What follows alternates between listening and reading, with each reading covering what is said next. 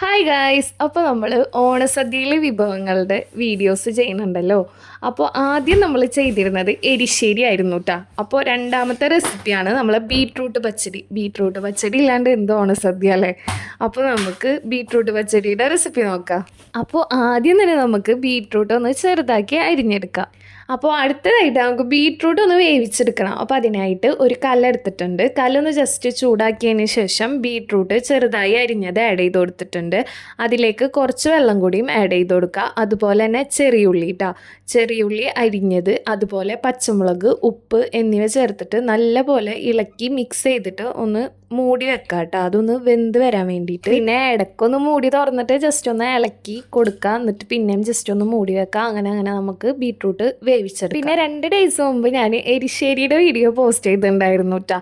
അപ്പോൾ അത് കാണാത്തവരാണെങ്കിൽ ജസ്റ്റ് ഒന്ന് അത് പോയിട്ടും കാണാട്ടോ. എന്നിട്ട് അഭിപ്രായങ്ങളൊക്കെ ജസ്റ്റ് ഒന്ന് കമൻറ്റ് ചെയ്യുക. അപ്പോൾ ബീട്രൂട്ട് ഒന്ന് വെന്ത് വരുമ്പോഴേക്കും നമുക്ക് അതിലേക്കുള്ള അരപ്പൊന്ന് സെറ്റാക്കി എടുത്താലോ. അപ്പോൾ അതിനായിട്ട് തേങ്ങ ചിരകിയത്, അതുപോലെ പച്ചമുളക്, ഇഞ്ചി, ഉപ്പ്, വെള്ളം എന്നിവ നല്ലപോലെ ഒന്ന് അരച്ചെടുക്കും. പിന്നെ തേങ്ങ നല്ലപോലെ അരിഞ്ഞ് കിട്ടാനായിട്ട് കുറച്ച് വെള്ളം മാത്രം ആഡ് ചെയ്യുക കേട്ടോ. എന്നിട്ട് നല്ലപോലെ അരച്ചെടുത്തതിന് ശേഷം വേണമെങ്കിൽ കുറച്ച് വെള്ളം കൂടിയും ആഡ് ചെയ്യുക. ഇപ്പോൾ ഈ വെള്ളം മതിയാവും. നമുക്ക് അരച്ച് കഴിഞ്ഞ് നോക്കിയിട്ട് അരപ്പിലേക്ക് കുറച്ച് വെള്ളം കൂടിയും ആഡ് ചെയ്യുക കേട്ടോ. അപ്പോൾ തേങ്ങ ഒക്കെ നല്ലപോലെ അരിഞ്ഞ് വന്നിട്ടുണ്ട്. അപ്പോൾ അതിനുശേഷം ഞാൻ ബീട്രൂട്ട് ഒന്ന് നോക്കിയപ്പോൾ വെള്ളമൊക്കെ വറ്റി നല്ലപോലെ വെന്ത് വന്നിട്ടുണ്ട് കേട്ടോ ബീട്രൂട്ട്. അപ്പോൾ ബീട്രൂട്ട് വെന്ത് സെറ്റായി വന്നതിന് ശേഷം നമ്മുടെ തേങ്ങയുടെ അരപ്പുണ്ടല്ലോ, അത് ആ ബീട്രൂട്ടിലേക്ക് ചേർത്ത് കൊടുത്ത് എന്നിട്ട് നല്ലപോലെ ഒന്ന് മിക്സ് ചെയ്തെടുക്കാം കേട്ടോ. അപ്പോൾ നല്ലപോലെ മിക്സ് ചെയ്തെടുത്തതിന് ശേഷം നമുക്ക് ആ തേങ്ങയുടെ അരപ്പും കൂടിയും ജസ്റ്റ് ഒന്ന് ചൂടായി വരണം കേട്ടോ.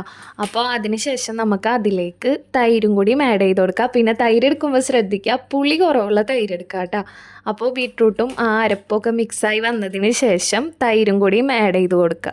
പിന്നെ അതുപോലെ തൈര് ആഡ് ചെയ്ത് കഴിഞ്ഞാൽ നന്നായി ചൂടാക്കരുത് കേട്ടോ, ലോ ഫ്ലെയിമിലായിരിക്കണം. തൈരും കൂടി ആഡ് ചെയ്ത് കഴിഞ്ഞാൽ അതൊന്ന് ജസ്റ്റ് ചൂടായി കിട്ടിയാൽ മതി കേട്ടോ. അപ്പോൾ ലോ ഫ്ലെയിമിലാവാൻ പ്രത്യേകം ശ്രദ്ധിക്കുക കേട്ടോ, കാരണം തൈര് ആഡ് ചെയ്ത് കഴിഞ്ഞിട്ട് തിളക്കാൻ പാടില്ല. അപ്പോൾ ജസ്റ്റ് ഒന്ന് ചൂടായി കഴിഞ്ഞാൽ നമുക്ക് ഫ്ലെയിം ഓഫ് ചെയ്യാം. അപ്പോൾ എല്ലാം നല്ലപോലെ മിക്സായി സെറ്റായി വന്നിട്ടുണ്ട് കേട്ടോ. അപ്പോൾ ഇനി അടുത്ത പരിപാടി എന്ന് വെച്ചാൽ നമുക്കതൊന്ന് കാച്ചെടുക്കണം. അപ്പോൾ കാച്ചാനായിട്ട് വെളിച്ചെണ്ണ ഒന്ന് ചൂടായി വന്നതിന് ശേഷം കടുക് പൊട്ടിച്ചെടുക്കുക, അതുപോലെ തന്നെ ഉണക്കമുളക്, കറിവേപ്പില എന്നിവ ചേർത്ത് കൊടുക്കുക. എന്നിട്ട് അതെല്ലാം നമ്മുടെ കറിയിലേക്ക് ആഡ് ചെയ്ത് കൊടുക്കുക കേട്ടോ. അപ്പോൾ നമ്മുടെ ബീട്രൂട്ട് പച്ചടി ഇവിടെ സെറ്റായിട്ടുണ്ട്. അപ്പോൾ എല്ലാവരും ഒന്ന് ട്രൈ ചെയ്ത് നോക്കാം.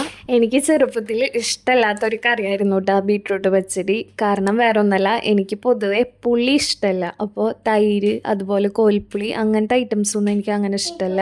പിന്നെ മുമ്പത്തെ വീഡിയോയിൽ പറഞ്ഞ പോലെ എനിക്ക് വേറൊരു സ്വഭാവം കൂടി ഉണ്ട്. കറികളൊന്നും ടേസ്റ്റ് ചെയ്ത് നോക്കാതെ തന്നെ വേണ്ട എന്ന് പറയുന്നത്, അത് ഞാൻ എന്നിട്ട് കഴിക്കില്ല കേട്ടോ.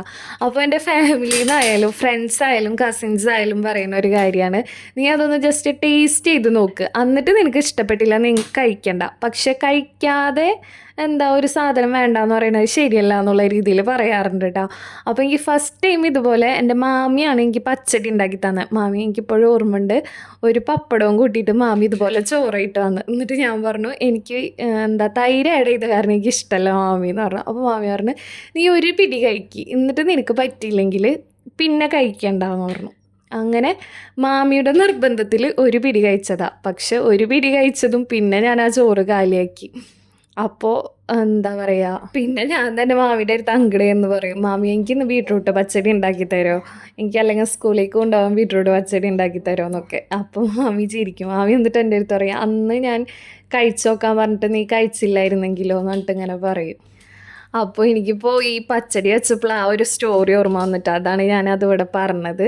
അപ്പോൾ എല്ലാവരും ഒന്ന് ട്രൈ ചെയ്ത് നോക്കാം, എന്നിട്ട് ഫീഡ്ബാക്കൊക്കെ ഒന്ന് കമൻറ്റ് ചെയ്യാം കേട്ടോ. അപ്പോൾ ഇത്രയുള്ളൂ. Thanks for watching.